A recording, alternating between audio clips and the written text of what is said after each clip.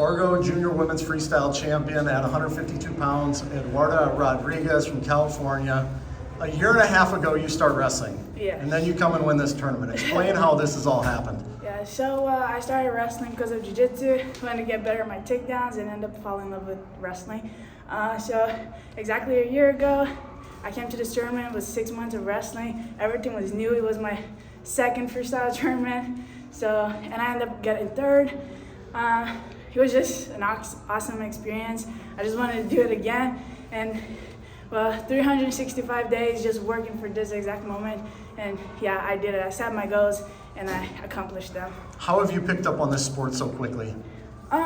So I think the thing that just helped me the most was being willing to learn and just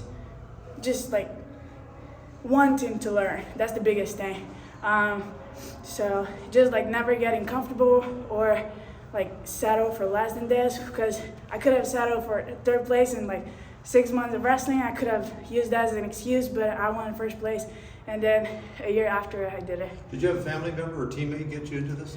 No, so my parents, my dad is a jiu-jitsu black belt, so I started doing jiu-jitsu because of him. But wrestling, no one in my family does wrestling because it's such a hard sport. No one in my family really likes it, but I ended up falling in love with it. When was the last time you've done a jiu-jitsu match? It was last year in June. I think first week of June, I won my jiu-jitsu world title in the blue belt juvenile.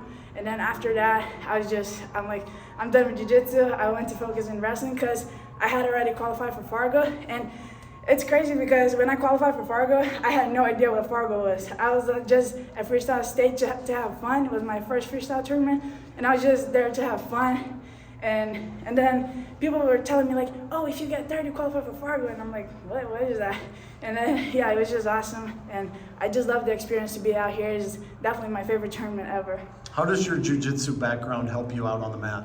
Oh, wow. So you can see it helps a lot with scrambling and also body awareness. It just helps you a lot with that. That position you got the tech on yesterday, where I don't know that I've ever seen it before. Yeah, so is that one of those areas? No, we don't really do that in jiu-jitsu, but I have one of my teammates.